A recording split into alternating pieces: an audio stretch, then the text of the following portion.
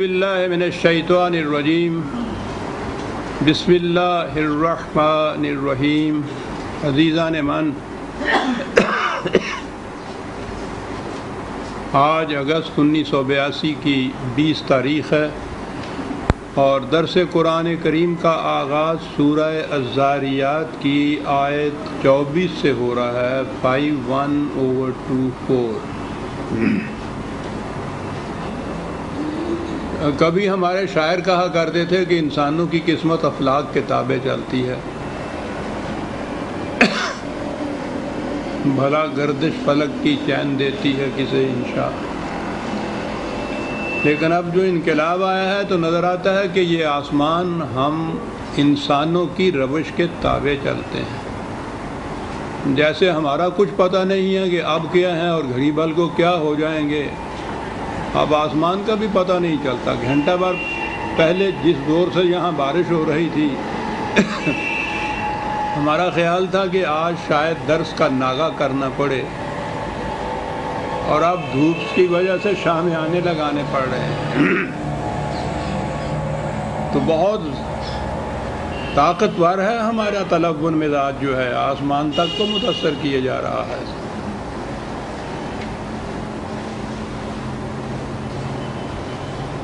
درس کا جیسے میں نے عرض کیا ہے آغاز سورہ 24 سے ہو رہا ہے، آیت 24 سے ہو رہا ہے، سورہ 51 سے۔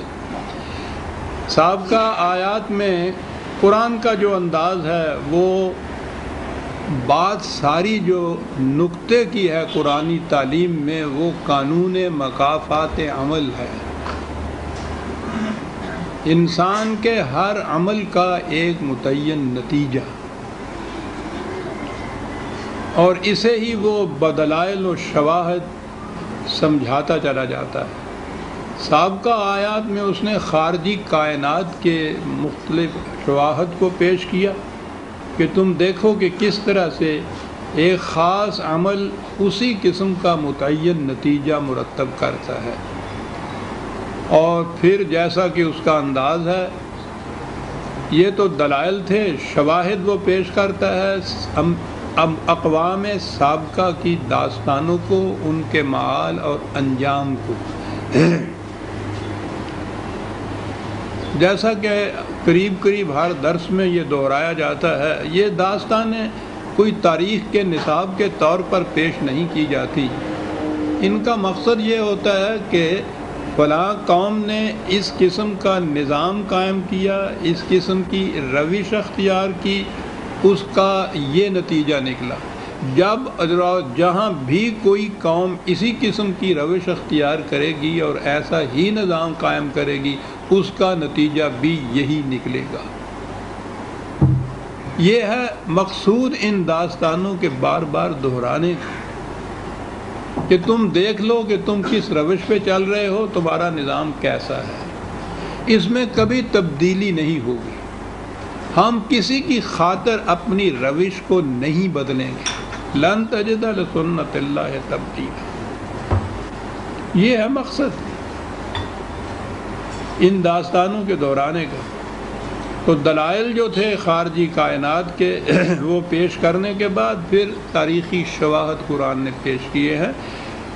آنے والی چند آیات کے اندر قریباً جتنے بھی اقوام سابقہ کا ذکر قرآن میں مختلف مقامات پر آیا ہے، وہ ان کی طرف اشارہ کرتے ہوئے چلا گیا ہے۔ یعنی ان آیات میں زیادہ تفصیل نہیں بیان کی گئی، کیونکہ ان کی تفاصیل تو مختلف مقامات پر اس نے بڑی شرح و بسط سے بیان کی ہوئی ہے۔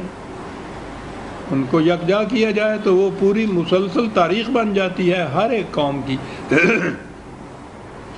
دوسرے مقامات پر وہ صرف کچھ اشارہ کرتے ہوئے آگے چلا جاتا ہے۔ بات وہ شروع کرتا ہے قوم لوط سے۔ وہ جو ان کے ہاں جنسی بدنہادی تھی، سیکس پرورشن، اسی اشارے میں ہی میں بات کروں گا۔ قرآن نے کہا ہے کہ یہ چیز انفرادی نہیں ہوتی کہ اس تقاضے کو جس طرح سے جی چاہے اس کی تسکین کر لی جائے، اس کے لیے حدود مقرر ہیں۔ اور حدود فراموش قوم جو ہے وہ بالآخر تباہ ہو کر رہتی ہے۔ لیکن جہاں بھی قوم لوط کا ذکر آیا ہے اس کی ابتدا قرآن کریم نے حضرت ابراہیم کے واقعہ سے کی ہے کہ وہ راستے میں پڑھتے تھے اور یہ جو حضرت لوط کی طرف خدا کے فرستادہ گئے تھے وہ پہلے حضرت ابراہیم کو مل کر آگے پہنچے تھے۔ آپ کو یاد ہوگا کہ حضرت ابراہیم علیہ السلام نے جب ہجرت کی ہے اپنے وطن سے تو ان کے ساتھ حضرت لوط بھی ان کے ساتھ آئے تھے، وہ ایمان لے آئے ہوئے تھے، ابھی نبوت سے سرفراز نہیں ہوئے تھے۔ تاریخ بتاتی ہے کہ وہ آپ کے بھتیجے تھے، لیکن بہرحال وہ آپ کے ساتھ ہی آئے۔ لیکن وہ تو یہ جسے ڈیڈ سی آج کہتے ہیں بحر میت، وہ یہ فلسطین کے علاقوں کے اندر گرد و پیش ہی تمام کا اقوام تھیں اور تمام انبیاء کرام آئے تھے، تو وہ تو وہاں سیٹل ہو گئے۔ اور حضرت ابراہیم علیہ السلام فلسطین کے ان علاقوں میں جو شام کے ساتھ ملتا ہے، یا یوں کہیے کہ شام کے علاقوں کے اندر، اور وہاں سے اپنے ایک بیٹے اسماعیل کو انہوں نے حجاز میں بسایا اور یہاں انہوں نے بیت اللہ کی بنیاد رکھی۔ تو راستے میں یہ پڑھتے تھے، یہ اس دور کا ذکر ہے جب حضرت لوط بحر میت پہ نبوت سے سرفراز ہو چکے ہوئے تھے اور حضرت ابراہیم علیہ السلام ادھر شام کے علاقے میں۔ تو ذکر قرآن یوں کرتا ہے کہ اس کے فرستادہ جو حضرت لوط کی طرف گئے تھے وہ راستے میں حضرت ابراہیم علیہ السلام سے ملتے ہوئے گئے، اور اس کے لیے بھی ایک یوں ہی نہیں راستے میں وہ ملتے ہوئے گئے، ایک اہم فریضہ ان کے ذمہ تھا، ایک خوشخبری تھی جو حضرت ابراہیم کو دینی تھی۔ حل اتاک حدیث ضیف ابراہیم المکرمین، اے رسول کیا تمہیں ابراہیم کے مہمانوں کا جو بڑے ہی معزز تھے ان کا ذکر بھی آپ کے سامنے بھی آیا ہے؟ آپ کو معلوم ہے ان کے متعلق؟ یہ انداز ہے قرآن کا بات بیان کرنے کا۔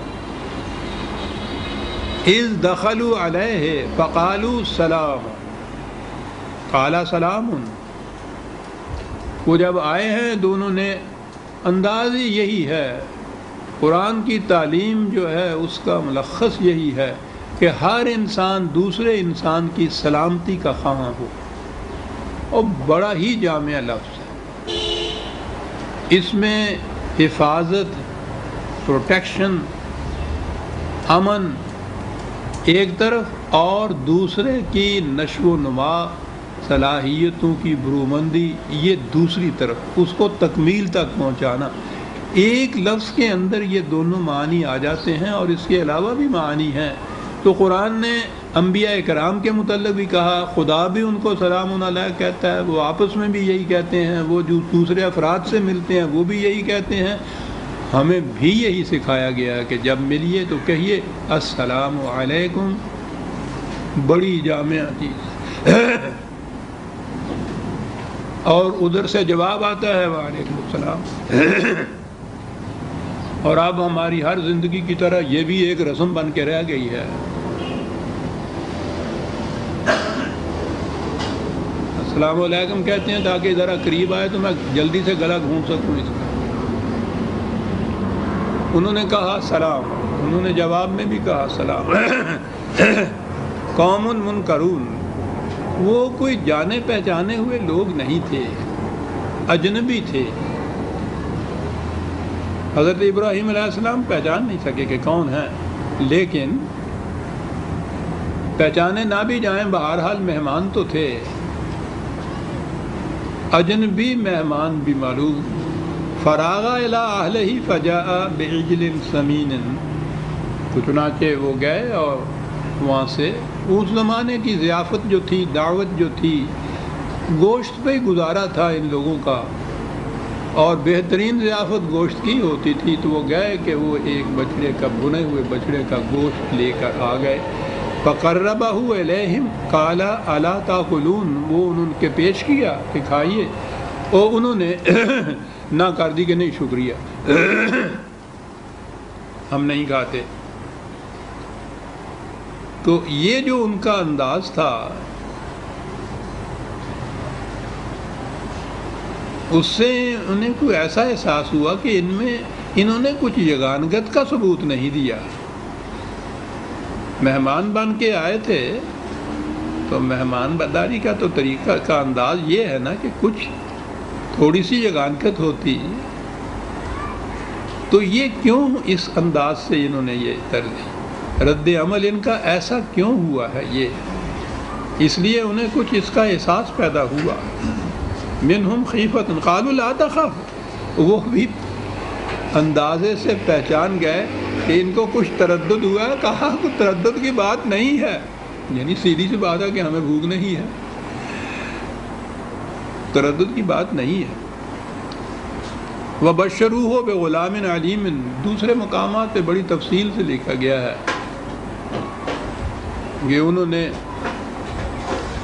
حضرت ابراہیم علیہ السلام، قرآن میں دوسرے مقام پہ ہے کہ یہاں بھی آئے گا کہ اچھی خاصی عمر ہو چکی تھی، بڑھاپے تک کی عمر آ گئی ہوئی تھی، خود بھی بیوی بھی، اور ابھی ان کے ہاں اولاد نہیں ہوئی تھی. اور یہ بھی ہے کہ اگر پہلا بیٹا پیدا ہوا تھا حضرت اسماعیل علیہ السلام تو اس کے 14 سال بعد تک پھر دوسرا بیٹا نہیں پیدا ہوا. حضرت اسحاق علیہ السلام دوسرے بیٹے تھے اور وہ 14 سال بعد وہ پیدا ہوئے تھے. تو ممکن ہے یہ چیز بھی ہو، کچھ نا امیدی کی صورت ہو. تو انہوں نے ایک لڑکے کی بشارت دی علیم کہ وہ بیٹا بھی بہت صاحب علم ہوگا. فَأَقْبَلَتِ امْرَأَتُهُ فِي سَرَّةٍ فَسَكَّتْ وَجْهَهَا وَقَالَتْ عُجُوبٌ عَقِيمٌ. تو بیوی نے سنا تو اس نے، جیسے کہتے ہیں نا کہ اس نے کہا کہ ہائے میری توبہ، اس بڑھاپے کے اندر اور اولاد کی بات تم کر رہے ہو، کیا کہہ رہے ہو؟ یعنی جیسے عام طور پہ یہ کہتا ہے کہ یہ تو کچھ شرم کی سی بات ہے، 80 یا 85 سال کا یہ بوڑھا، میں 70-75 سال کی بوڑھی، اور میرے متعلق کہہ رہے ہو کہ میرے یہاں اولاد ہوگی، کیا کہہ رہے ہو؟ انہوں نے کہا کہ نہیں، کوئی بات نہیں، یہ ایسے ہی ہے جو ہم تمہیں خبر دے رہے ہیں. قالوا كذلك قال ربك انه هو الحکیم العلیم. اس نے کہا کہ یہ بات ہم اپنی طرف سے نہیں کہتے، یہ تو ایک پیغام خداوندی تھا جو ہم تم تک پہنچا رہے ہیں. اور جب اس نے یہ بات کہی ہے خدا نے، تو بہرحال یہ تو ایسے ہو کے رہے گی، چیز ہوگی. جناب یہاں 2 لفظ آئے ہیں، هو الحکیم العلیم. یہ ہے مقام جہاں کھڑا ہونا پڑتا قرآن کے لیے. یہ جو اب اس بڑھاپے میں بھی اولاد ہو رہی ہے تو یہ کوئی معجزہ نہیں ہے. معجزے میں حکمت کا تعلق ہی نہیں ہوتا. جو تصور ہے میریکل کا، وہ تو یہ ہے کہ جتنے قاعدے قانون عوام ہوتے ہیں ان کو ڈیفائی کرتا ہوا ایک واقعہ سرزد ہوتا ہے. اس کے تو معنی معجزہ کہ عقل کا عاجز آ جانا ہے کہ عقل سمجھ ہی نہ سکے یہ کیسے ہو گیا. تو جو چیز ایسی ہو اس میں دلائل اور حکمت کا کیا تعلق؟ خدا کے حکیم ہونے کا کیا تعلق؟ علیم وہ جانتا ہے کہ کیوں نہیں اولاد ہو رہی. حکیم کہ یہ ایک چیز ایسی ہے جو حکمت کی روح سے ہو جائے گی، ورنہ یہ ہونا چاہیے تھا کہ خدا اس پہ قادر ہے، وہ جو چاہے کر سکتا ہے. یہ نہیں کہا. تو میں نے عرض کیا نا قرآن کریم کس طرح سے عزیزان من سمجھا جاتا ہے. یہاں یہ چیز، اور یہ دوسرے مقام پہ آ چکی ہوئی ہے بات. اسی قسم کا واقعہ حضرت زکریہ علیہ السلام کے ساتھ پیش آیا تھا. ان کے ہاں بھی اولاد نہیں تھی، وہ بھی کبر سے نہیں تھی. ان کے ہاں بھی اسی طرح سے بشارت دی گئی تھی. انہوں نے بھی یہی، ان کا بھی رد عمل یہی تھا، اور وہاں بھی یہی چیز تھی کہ حکمت سے کام لیا. تو اب آج کل کی اصطلاح میں تو واقعی حکمت تباوت کو کہتے ہیں. بہرحال حکمت کا لفظ یا حکیم کا لفظ وہاں آتا ہے جہاں قاعدے قانون کے مطابق کوئی بات ہوتی ہے۔ وہاں کیا کہا تھا قرآن نے کہ حضرت یحییٰ علیہ السلام کی پیدائش کیسے ہوئی؟ وَأَصْلَحْنَا لَهُ زَوْجَهُ 21/90۔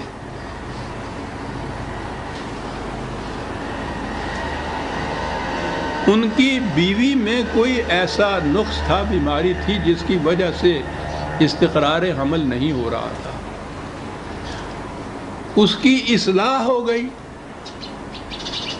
اور کیا بات ہے، قرآن ایک لفظ میں ساری گتھیاں سلجھا جاتا ہے۔ اصلاحنا تو ٹھیک تھا کہ اس کی اصلاح ہو گئی، وہاں ہے لہو، خاوند میں کوئی نقص نہیں تھا، وہ اس کے لیے اس قابل ہو گئی کہ استقرار حمل ہو جائے۔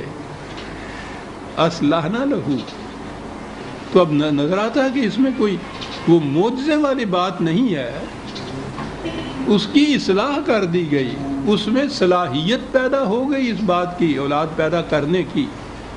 اور خاوند تو ٹھیک ہی تھا، بھلا چنگا تھا، لہو، تو اس طرح سے اولاد پیدا ہو گئی۔ اور یہاں بھی قرآن کریم نے حکیم علیم کہا ہے، تو یہ اسی انداز کی کوئی چیز ہے جیسے بھی ہے، تفصیل تو قرآن نے نہیں دی،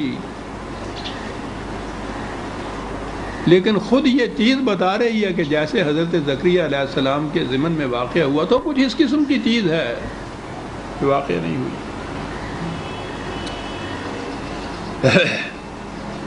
آگے بڑھنے سے پہلے پیشتری یہ عرض کروں کہ ہمارے ہاں باتیں یہ چلی ہوئی ہے، اول تو یہی بات چلی ہوئی ہے کہ وہ اولاد کیسے پیدا ہو گئی تھی، اور پھر یہ باتیں چلی ہوئی ہیں کہ یہ آنے والے کون تھے۔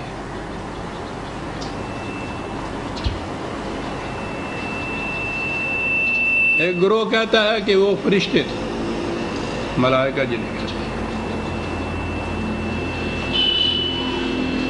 اب یہ کہنے والے جو ہے ان کے متعلق تو حیرت ہے کہ 1000 برس سے ہمارے ہاں یہ چلی آ رہی ہے بات کہ وہ فرشتے تھے، انسان کی شکل میں آئے۔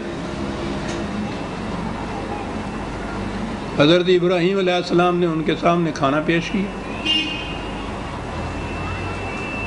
انہوں نے کھانے سے انکار کیا، تو انسان کی شکل کے اندر آئے نا، وہ کہا کہ انہوں نے انکار اس لیے کیا تھا کہ وہ فرشتے تھے، فرشتے کھانا نہیں کھاتے، یعنی فرشتے انسان کی شکل میں تو آ جاتے ہیں لیکن کھانا نہیں کھاتے، کیا بتائیں۔ اور اس میں تو ضرورت ہی نہیں کسی دلیل دینے کی، قرآن نے دیگر مقامات پر خود کہا ہے، ملائکہ کے متعلق رسول اللہ اور صحابہ سے کہا ہے کہ وہ نظر نہیں آیا کرتے۔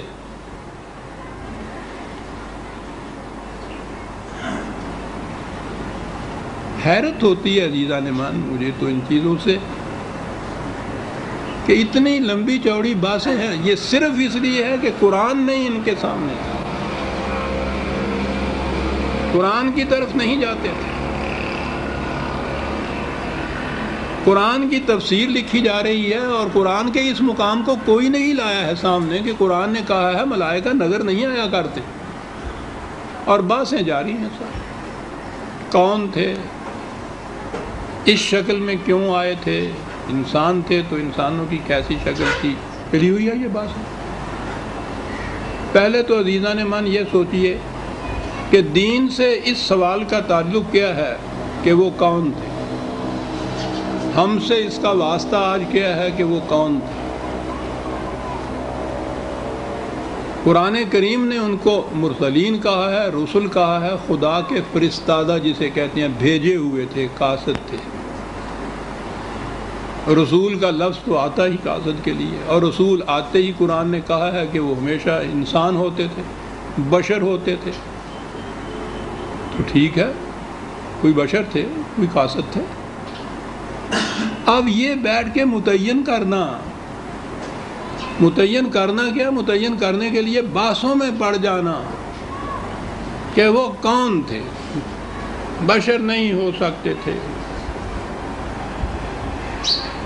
کہ انہوں نے یہ بشارت اپنی طرف سے کی. وہ قرآن میں نہیں دیکھا کہ انہوں نے یہ کہا تھا کہ خدا کا پیغام تم تک پہنچا رہے ہیں. اپنی طرف سے بشارت نہیں دی تھی. ملائکہ تھے، ملائکہ بشکل، اب بات شروع ہو گئی کہ ملائکہ بشکل انسانی آ سکتے ہیں کہ نہیں.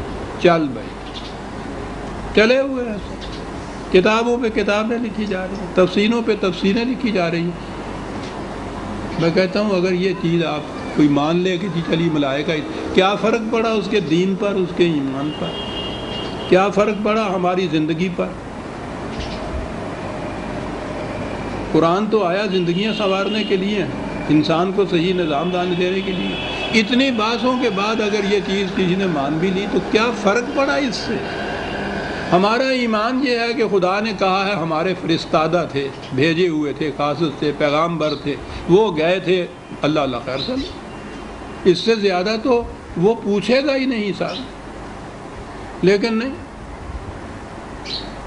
قرآن کہتا ہے کہ تم سے پوچھیں گے ہی نہیں ان چیزوں کے متعلق. یہ کہتے ہیں صاحب اتبار کی آؤٹ آف دی ٹیکسٹ جو آتے ہیں نا کویسچن امتحان میں لڑکوں کو، پھر ایجیٹیشنیں ہوتی ہیں اس کے بعد کہ وہ یہ پوچھ بیٹھے، تو ہمیں اپنی طرف سے تو تیاری کر کے جانا چاہیے نا. یہ تیاری ہو رہی ہے جواب دینے کی جو پوچھا ہی نہیں جائے گا. یہ عزیزان من آج ہم اس چیز کو کوئی تھوڑا سا مذاق کے طور پہ لیتے ہیں کہ یہ پھر یہ 1000 برس تک ہوتا کیا رہا. بات بڑی سہل ہے. یہ ملوکیت کا نتیجہ تھا کہ جتنے معاملات تھے وہ تو سارے رکھ لیے بادشاہ نے اپنے ہاتھ میں. انہیں ضرورت تھی مذہبی پیشواؤں کے گروپ کو ساتھ رکھنے کی. یہ بڑا کام دیتے ہیں. ساتھ تو ان کو رکھ لیا، وظائف ان کے لگ گئے، کھانے کو مل گیا. اب یہ کرے کیا؟ پھر وہی پنجابی کا محاورہ کہوں کہ ویلی جٹی ان ویلے،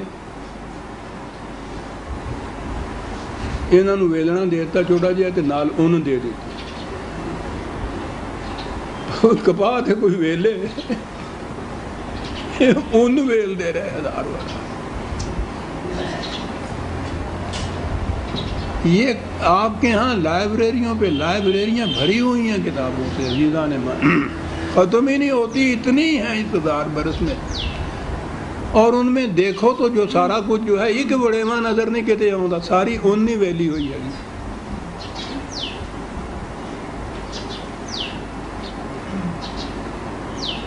کوئی صاحب یہ بات سمجھ نہ سکے تو اپنے ساتھ والے کسی پنجابی بھائی سے پوچھ لیں کہ میں نے کہا کیا.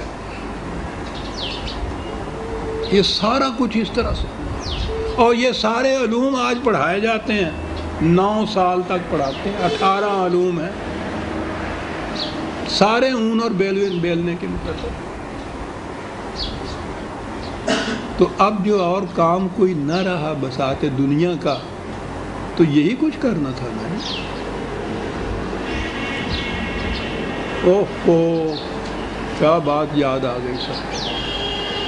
ایک ان پڑھ ذمہ دار فوج کا صوبے دار میجر، پھر ستمبر کا مہینہ آ رہا ہے، پھر سن 65 کی جنگ یاد آ رہی ہے جسے اس قوم نے، ناشکری قوم نے اس طرح سے فراموش کیا ہے اور خود بھگت رہے ہیں. پھر کہ وہ بلبلی باقی نہیں رہے. اس جنگ کے بعد میں ان میدانوں کو دیکھنے کے لیے گیا تھا جہاں ان شہداء کے خون اس مٹی میں ملے ہوئے تھے. میں نے ان کا پھر طلوع اسلام میں ہر میدان کا ذکر کیا تھا. پاکستان کی نئی زیارت گاہیں طلوع اسلام میں خیم کرم کے مقام پہ میں گیا. وہاں ویسے تو صلح ہو چکی ہوئی تھی، جنگ اس وقت تو نہیں تھی، لیکن ابھی میں نے دیکھا کہ خیم کرم ہم نے ہندوؤں سے فتح کیا تھا. وہاں اس کنارے کے اوپر ایک سپاہیوں کی ٹکڑی اور اس کا ایک کمانڈر وہ صوبے دار میجر سا تھا. دوسری طرف سامنے ہندوؤں کی بھی اتنی سی، لیکن جنگ نہیں تھی. میں ان سب سے باتیں کرتا تھا. یہ بڑی مارکے کی جنگ تھی جو خیم کرم میں لڑی گئی تھی. اور یہ کہا گیا تھا کہ 3 دن اور 3 راتیں مسلسل 1 منٹ کے وقفہ کے بغیر یہ جنگ انہوں نے لڑی تھی ان سپاہیوں نے۔ تو میں نے پوچھا کہ یہ اس میں آپ اور آپ کے سپاہی تھے وہ 3 دن کی؟ کہنے لگے جی ہاں ہم ہی تھے وہ۔ تو یوں ہی میں نے پوچھ لیا کہ 3 دن 3 راتیں آپ لڑتے رہے تو کچھ کھانے پینے کا کیا اس دوران میں تھا؟ عزیزان مان، اس ان پڑھ صوبے دار میجر سپاہی نے مجھ سے کہا، شپت ماری میرے منہ پہ، کہنے لگا میاں صاحب یہ کھان پین دے کام ویلے آنے ہوندے ہیں۔ اللہ اکبر۔ ارسطو بھی یہ بات نہیں کہہ سکتا جو وہ 2 لفظوں میں بات کہہ گیا، یہ کام ویلے آنے ہوندے ہیں۔ اس حالت کی کہنے لگے وہ چنوں کی پوٹلی بھی ہمارے پاس ہوتی تھی، پانی کی وہ کپی بھی کہنے لگا اس کی فرصت کسے تھی کہ سوچے کہ چنا جائے اور گم کھائے جائے۔ اکنوں کرا دماغ کے پرست دے باغ باں، بلبل چے گفتو گل چے شنیدو صبا چے کرد۔ ابھی کس کو فرصت تھی وہ یہ پوچھتا پھرتا، بلبل نے پھول سے کیا کہا، پھول نے کیا جواب دیا، صبا کیا کہتی ہوئی گزر گئی، فرصت کسے کس کی؟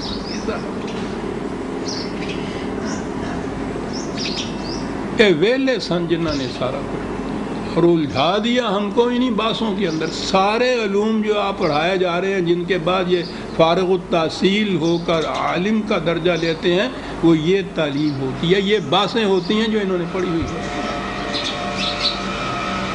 ہمارے لیے اتنا ہی کافی ہے کہ قرآن کریم نے کہا ہے کہ ہمارے بھیجے ہوئے فرستادہ تھے، ٹھیک ہے جی خدا کے فرستادہ تھے، انہوں نے یہ بات وہاں کہی تھی اور خدا نے کہا ہے کہ وہ بشارت ہم نے دی تھی اور ہم جانتے تھے کہ کیا نقص ہے اور حکیم تھے ہم۔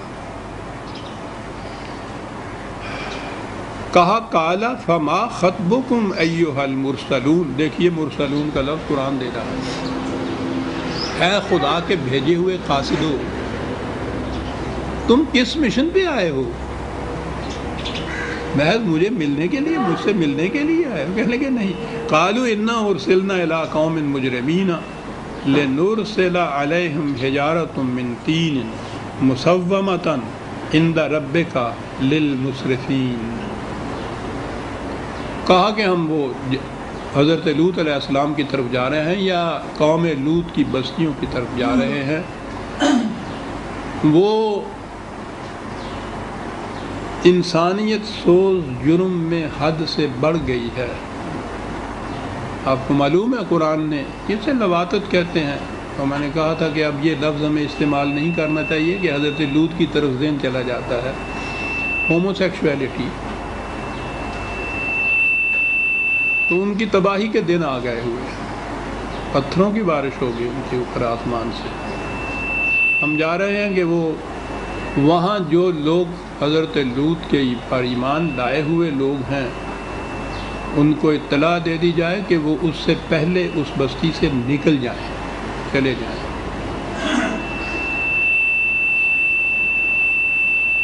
میرا خیال ہے کہ آگے جو ذکر آتا ہے مختلف قوموں کا، وہاں تک پہنچنے کے بعد میں یہ عرض کروں گا کہ یہ اس کا کیا تعلق تھا اس چیز کا۔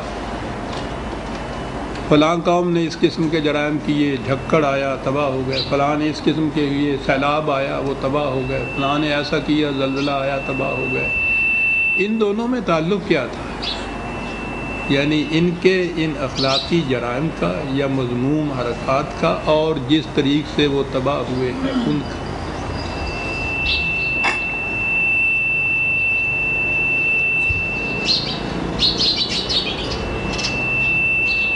فما وجدنا فیہا غیر بیت من المسلمین، یعنی ساری بستی میں ایک ہی گھر تھا جو خدا کے قوانین کو صحیح مانتا تھا، اس پہ ایمان لایا تھا، اس کے سامنے جھکا ہوا تھا، ایک ہی گھرانہ تھا، ایک ہی گھر تھا، وہ حضرت لوط کا تھا۔ اور میں سمجھتا ہوں کہ یہ بیت من المسلمین کے معنی وہ ایک ہاؤس نہیں ہو سکتا، یہی ہے کہ وہ ایک مرکز، ایک گھرانہ، ایک خاندان کیونکہ یہ جو حضرت لوط علیہ السلام کا گھر تھا اس میں تو بتایا کہ ان کی بیوی بھی خلاف تھی.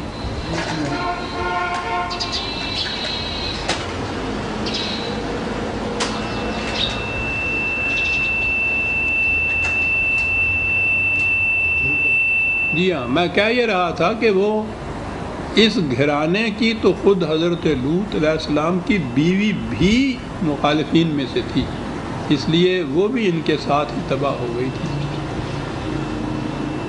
تو خیر بیت من المسلمین ایک ہی گھرانہ تھا جو اسلام لایا ہوا تھا پوری بستی میں. وَتَرَكْنَا فِيهَا آيَةً لِلَّذِينَ يَخَافُونَ الْعَذَابَ الْأَلِيمَ. اب یہ ہوا مقصد اس داستان کے بیان کرنے کا کہ جو بعد میں آنے والے ہیں وہ اس سے عبرت پکڑیں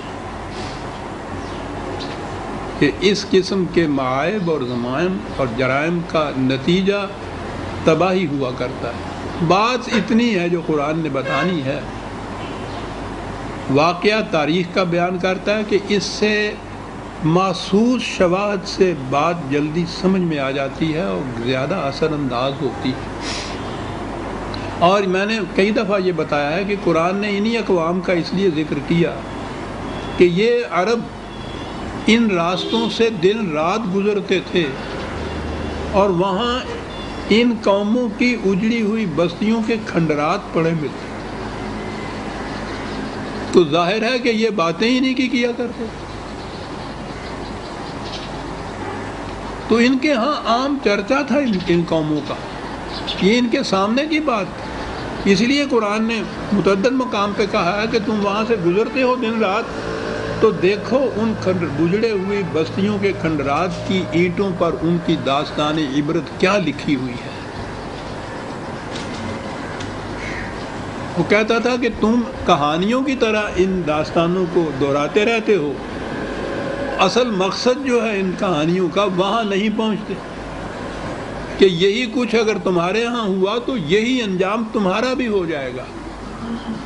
یہ ہے جو وَتَرَكْنَا فِيهَا آیَةً، یہ ہے اصل مقصد داستان کے دہرانے کا کہ آنے والوں کے لیے ہم نے ایک پیغام عبرت رکھا ہے کہ وہ سوچے کہ ایسی روش کا نتیجہ یہ ہوا کرتا ہے اور محض اتفاقی یا ہنگامی طور پہ نہیں ہو جاتا، ناٹ بائی چانس یہ ہوتا ہے، خدا کے مقرر کردہ قانون مکافات کے مطابق ایسا ہوتا ہے اور وہ ہمیشہ ہی ایسا ہوتا ہے، ہمیشہ ایسا ہوگا.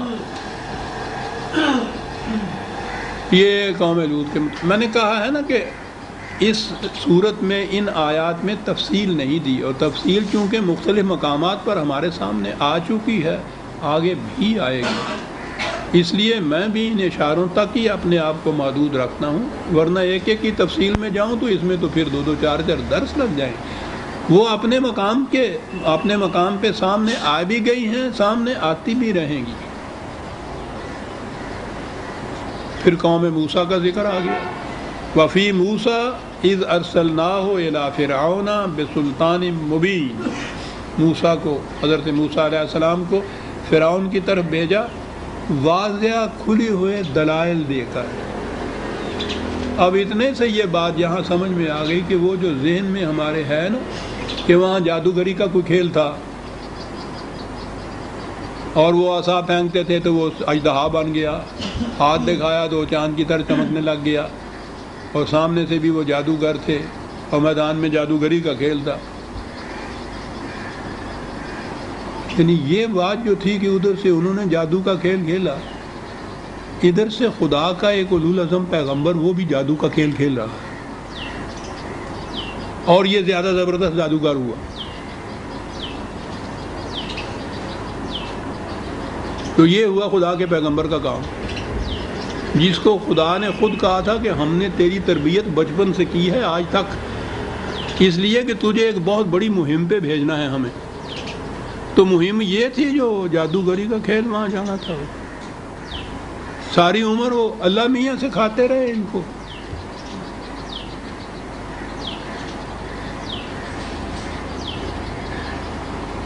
یہ چیزیں اپنے مقام پہ آ چکی، یہ جادو کا کھیل ہی تھا. ایک کہتے ہیں اتنا بڑا زیادہ بھاری جادو تھا کہ یہ کامیاب ہو گئے. قرآن کہتا ہے کہ جادوگر جدھر سے جی چاہے آ جائے کبھی کامیاب نہیں ہو سکتا. یہ تو کامیاب کہتے ہیں. تو یہ ساڈا جادوگر سی کہ نہیں. سلطان مبین، دلائل جو بڑی واضح تھیں وہ تو ان کے سامنے دلائل لے کر گئے. ہر نبی اپنے پیغام کو دلائل اور براہین کی روح سے پیش کرتا ہے. یہ آج کی بات نہیں ہے، اس دور کی بھی جو ابھی جہالت کا دور تھا. عام طور پہ قومیں اس کی واقف نہیں تھی. نبی پہلے دن سے دلیل سے بات کرتا تھا. خدا نے ہر نبی کے متعلق کہا ہے کہ وہ دلائل پیش کرتا تھا اور وہ دھاندلی کرتے تھے مقابلے.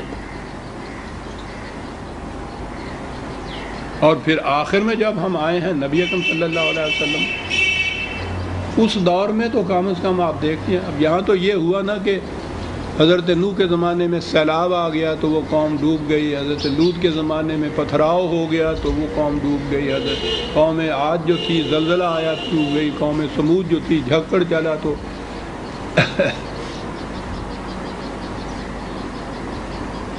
تو یہ اگر یہی طریقے تھے ان کے جرائم کے بدلے میں ان کو تباہ سزا دینے کے یا تباہ کرنے کے، نبی اکرم صلی اللہ علیہ وسلم کا تو دور پورا ہمارے سامنے، اس میں تو کوئی بات بھی معجزانہ نہیں ہوئی ہے.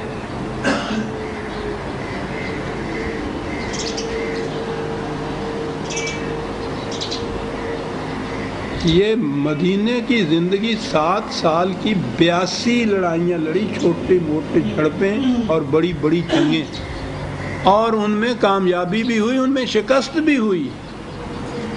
حضور خود زخمی ہو گئے جنگ احد کے اندر، چھلنی ہو گئی تھی. کہہ رہے ہیں کہ یوں تیر چبھے ہوئے تھے جیسے شہد کی مکھیاں چھتے پہ ہو. صحابہ نے دیوار بن کے کھڑے ہو کے بچایا تھا. بیٹی زخم بھرنے کے لیے آئی تھی، وہ مرہم لگانے کے لیے جسے کہتے ہیں. شکست ہوئی ہے، قرآن میں شکست کا ذکر کہا گیا ہے کہ شکست اس لیے ہوئے کہ تم نے اپنے کمانڈر کی ہدایات جو تھیں ان کو نظر انداز کر دیا. جس مقام پہ اس نے تمہیں کھڑا کیا تھا اس مقام کو چھوڑ کے ادھر آ گئے. جگہ خالی دیکھی دشمن نے اور وہ آ گیا اور کہا کہ گھبراؤ نہیں، یہ بات جو ہے اس کو دیکھو کہ ایسا کرنے سے یہ ہوتا ہے، آئندہ نہ ایسا کرنا، پھر ایسی شکست ہو جائے گی. شکست بھی اس لیے ہوتی تھی کہ کوئی اسٹریٹجی میں غلطی ہو جاتی تھی. کامیابی اس لیے ہوتی تھی کہ جب وہ جنگ عذاب ہے جسے جنگ خندق کہتے ہیں، کوئی طریقہ اور نظر نہیں آتا تھا. عرب میں کوئی جانتا نہیں تھا اس سے پہلے اس اسٹریٹجی کو جنگ کی. مدینے کے گرد خندق کھود دی تھی حفاظت کے لیے. قرآن نے حکم دیا ہے کہ اپنی سرحدوں کے اوپر رسالے اتنی طاقتور رکھو کہ دشمن کو جرأت نہ ہو جائے تمہاری طرف قدم بڑھانے کی. کوئی معجزہ نہیں ہو رہا.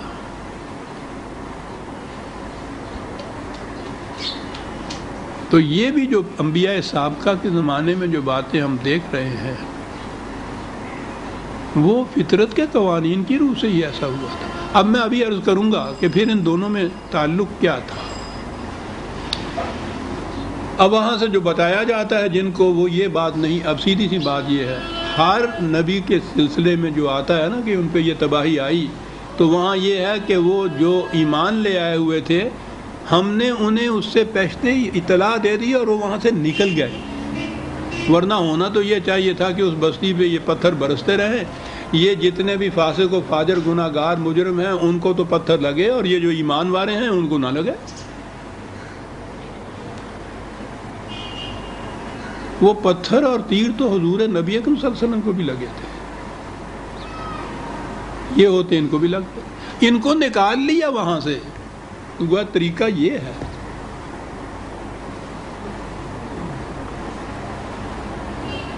حضرت نوح علیہ السلام کا پہلا ہی ذکر آتا ہے، سیلاب آنے والی بات. اس سے پیشتر نظر آتا ہے کہ وہ جانتے نہیں تھے وہ لوگ کشتی کسے کہتے ہیں.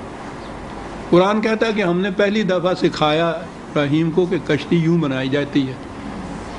تو وہ دور ایسا تھا کہ وہ کشتی بنانا بھی خدا کی طرف سے وحی کے ذریعے تھا، پہلے نہیں تھا. وہ کشتی بنا رہے تھے، یہ بتا رہے تھے کہ ایک سیلاب آنے والا ہے، اس میں اسی سے بچا جائے گا. وہ مذاق کرتے تھے. اگر وہ عزیزان من ان کو مذاق نہ کرتے، سیریسلی لیتے کہ بات کچھ ایسی کہتا اور وہ بھی کشتی بنانے لگ جاتے، وہ بھی بچ جاتے. بتایا تو کشتی نے، جس کے پاس کشتی ہوتی وہ بچ جاتا. حضرت نوح علیہ السلام نے اپنے کافر بیٹے کو آواز دی تھی کہ آ جاؤ تم بھی بچ جاؤ. وہ تو الگ بات ہے کہ اسی نے انکار کر دیا، ورنہ وہ آتا کشتی میں بیٹھ جاتا، وہ بھی بچ جاتا. نہیں بیٹھا ہے، ڈوب گیا.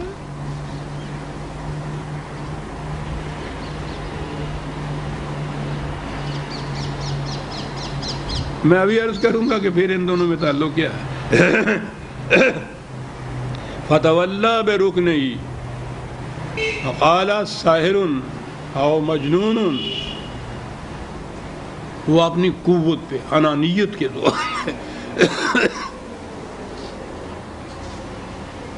اس نے اعراض برتا، میں بہت بڑا ہوں، تمہاری بات کیوں مانوں، تم تو غلام قوم کے فرد ہو. اس کے فائدے کی بات کر رہے تھے، اس کے بچنے کی، تباہی سے محفوظ رہنے کی بات کر رہے تھے. اس نے نہیں مانا، انانیت میں نہیں مانا، قوت کے زور میں، نشے میں تھا. وہ بات نہیں سمجھنے کی کوشش کی.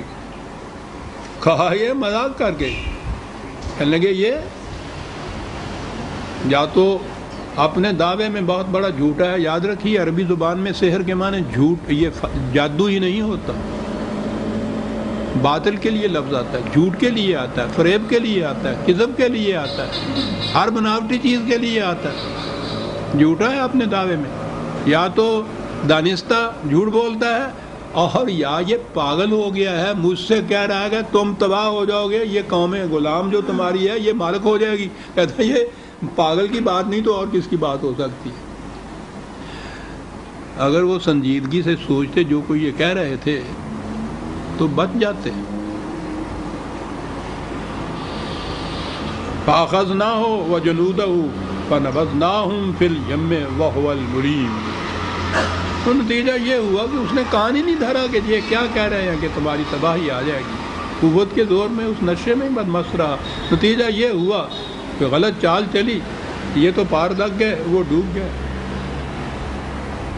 وفی عاد اذ ارسلنا علیہم الریح العقیم ما تذر من شیء اتت علیہ الا جعلتہ کالرمیم. اور قوم عاد کا بھی واقعہ تم کو معلوم ہے. ایک جھکڑ، ایک ہوا چلی، آندھی چلی، تباہ کر دینے والی جتنی تھی، اس نے کسی چیز کو چھوڑا ہی نہیں ہے. جس پہ سے گزری اسے چورا چورا کر کے رکھ دیا. وفی ثمود اذ قال لهم تمتعوا حتى حین. اور سمود کے وقت میں بھی یہ کیفیت ہوئی. وارننگ ان کو دی تھی کہ بعد آ جاؤ، تھوڑا سا وقت تمہارے پاس یہ ہے، بچ جاؤ گے. فعتوا عن امر ربهم فاخذتهم الصاعقة وهم ينظرون. انہوں نے بھی سرکشی برتی، مذاق سمجھا کہ کیا کہہ رہے ہیں، ہم کیسے تباہ ہو سکتے. قوت کے نشے میں ہر شخص یہی کہہ رہا ہے عزیزان من کہ ہم کیسے تباہ ہوتے ہیں. اسی کے دور میں، اسی زمانے میں جن کے پاس یہ قوت نہیں ہوتی، یعنی جو اس نشے میں نہیں ہوتے، وہ دیکھ رہے ہوتے ہیں کہ تباہی آ رہی ہے. انہیں تو نظر آتا ہے یہ کر کچھ نہیں سکتے. انہیں اسی سے کہنا ہوتا ہے، وہ اس نشے میں ہوتا ہے. اور جو نشے میں ہوتا ہے وہ تو کوئی سمجھ کی بات مانتا ہی نہیں ہے. نشے کا تو یہ حق شرابی کے نشے کو دیکھیے. نشے کا پہلا اثر یہ ہوتا ہے کہ وہ میں نہیں اپنے آپ کو کہتا، ہم کہتا اوے اسی بڑے انہیں، وہ اسی کہنے لگ پڑتا اپنے آپ کو. جب بھی کوئی دوسرے کو تو اور اپنے آپ کو ہم کہنے لگ جائے تو سمجھ لیجئے کہ یہ نشے میں ہے. پھر کوئی بات اس کی سمجھ میں نہیں آتی. انا ربکم الاعلی، یہ تھا نا فرعون، وہ انی بھی نہیں کہہ رہا تھا. حالانکہ خدا بھی وہ تو اس کو حق حاصل ہے، وہ انا کہتا ہے اپنے آپ کو. لیکن جب بھی وہ بندوں کے ساتھ بات کرتا ہے، ان کے ساتھ تراحم خسروانہ برتا ہے تو انی کہتا ہے، انی غفور۔ بڑا فرق ہوتا ہے، قرآن کے انداز عجیب ہے صاحب۔ انا نہیں کہتا پھر اس وقت، یہ انا کہنے والے لوگ تھے۔ فَمَا اسْتَطَاعُوا مِنْ قِيَامٍ وَمَا كَانُوا مُنْتَصِرِينَ۔ کیا بات دونوں کہی، کہ غلط نظام سے یہ کیفیت ہو گئی ان بدمستوں کی۔ دو لفظ عزیزان مان، کہ نہ تو اتنی قوت رہی کہ اپنے پاؤں پہ کھڑے رہ سکتے، اور جنہیں سمجھ رکھا تھا کہ ایسے وقت میں وہ ہمیں مدد دیں گے، نہ کوئی مدد پہ آیا ان کی ساتھ۔ یہ باتیں 2000 سال 4000 پہلے کی نہیں ہو رہی۔ ارے دل، یہ تو اپنی داستان معلوم ہوتی، نہ اپنے پاؤں پر کھڑے ہونے کا انتظام سخت کی، اور جن کے متعلق سمجھتے تھے کہ وہ بچا لیں گے، نہ وہ بچانے کے لیے آئے۔ بے آف بنگال میں ہی وہ جو بیڑا تھا، کہہ رہے تھے 7 دن تک وہ ادھر سے ادھر تیرتا رہا اور بنگلہ دیش آپ کے ہاتھ سے نکل گیا۔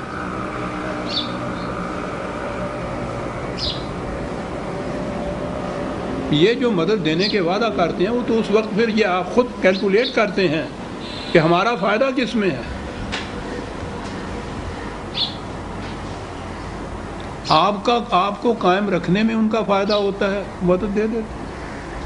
آپ کو اگر بفر سٹیٹ بنانا ہوتا ہے تو ہر قسم کی مدد دیتے چلے جاتے، قربانی دا بکرا بنتا تو رہ جائے۔ اگر وہ دیکھتے ہیں کہ نہیں ادھر اس کو کٹوائی دینا چاہیے، ادھر زیادہ فائدہ ہے، وہ ادھر کر دیتے ہیں۔ کیا بات کہی ہے، فَمَسْتَطَاعُوا مِنْ قِيَامٍ، استطاعت، اپنے پاؤں پر خود کھڑے ہونے کی استطاعت نہ پیدا کی۔ اور جنہیں سمجھتے تھے کہ ایسے وقت میں وہ ہماری مدد کو پہنچ کے بچا لیں گے، وہ ایسے میں کسی نے آواز تک نہیں دی برابر میں۔ تو کیوں کان من، یہ داستان پرانے دور کی ہے یا ہر دور کی داستانیں ایسی ہیں؟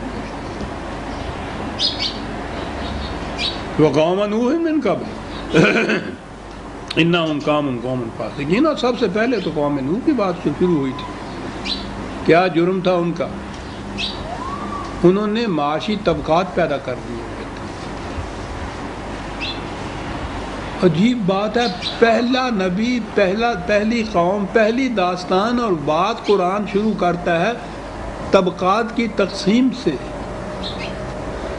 کہ وہ ان کے ہاں کے جو دولت مند طبقہ تھا، سردار تھے، وہ سردار وہی بن جاتے تھے کہ جو جاگیردار اور دولت مند ہوتے تھے۔ وہ کہتے تھے کہ یہ کنجڑے کام کرنے والے کمی، جن کو ہم کہتے ہیں، ہم بھی گاؤں میں ان کو کمی کہا کرتے تھے، وہ کمی سے ذرا آگے چلے تو کمین ہو گئے۔ یہ کام کرنے والا طبقہ تمہارے ہاں کا جو ہے، کام کرنے والا نفرت کی نگاہ سے دیکھا جاتا ہے۔ اندازہ لگائیے کس قدر پرورشن ہوتی ہے کہ کام کرنے والا نفرت کی نگاہ سے دیکھا جائے۔ گاؤں میں کمی کام کرنے والے کو کہتے تھے، اور وہ پس درجے کا تھا۔ آج بھی میرا خیال ہے گاؤں میں یہ ہوگا، میرے زمانے میں تو یہی ہوتا تھا۔ اس دور میں بھی یہ بات تھی، وہ کہہ رہے تھے کہ یہ کمی ہے، یہ کام کرنے والے ہیں، یہ ہمارے مقابل میں بیٹھ کیسے سکتے ہیں۔ دعویٰ یہ تھا ان کا، یہ نہیں کہ جو بات تم کہتے ہو وہ غلط ہے، ہم اسے نہیں مانتے۔ کہتے تھے کہ یہ جو چیز ہے کہ یہ بھی ہمارے برابر میں آ کے بیٹھ جائیں، ہم اسے برداشت نہیں کر سکتے۔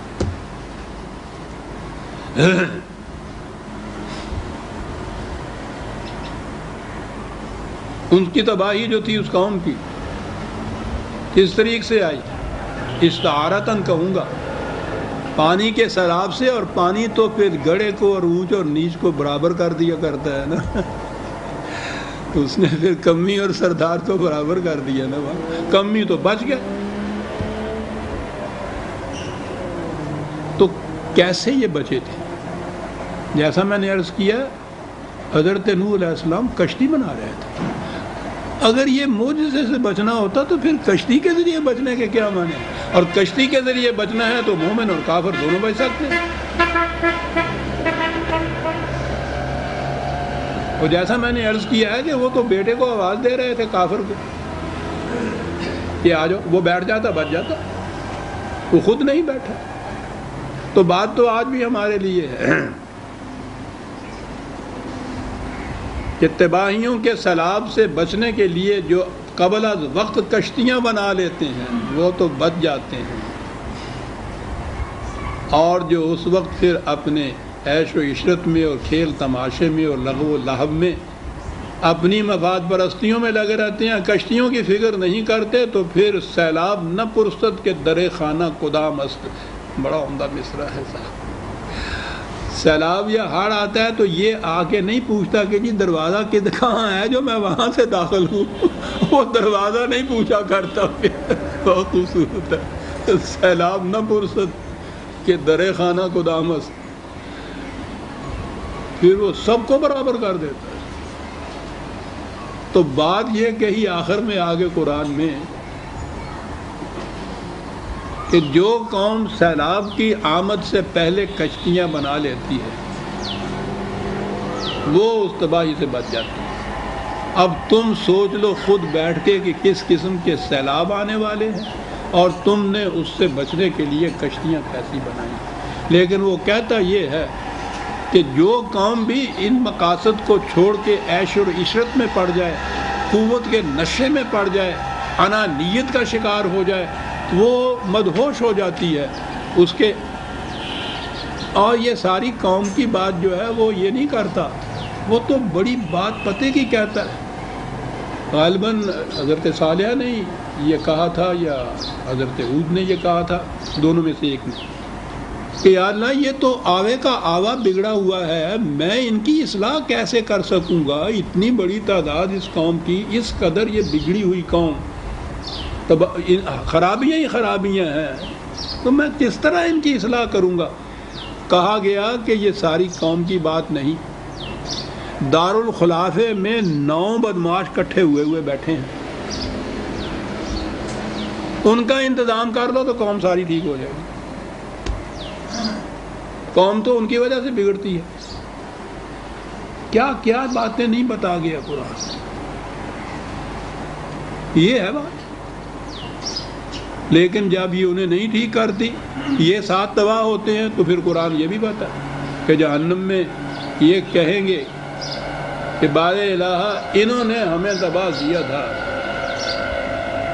انہیں دگنی سزا دے، ہمیں کیوں سزا دی جا رہی ہے؟ ہم تو بے بس تھے، انہوں نے تباہ کیا تھا. جواب ملے گا کہ ان کو جو قوت حاصل تھی وہ کس کی بدولت حاصل تھی؟ تمہاری ہی دی ہوئی قوت تھی جو انہیں حاصل تھی، ورنہ ان کے تو 2 ہی بازو تھے.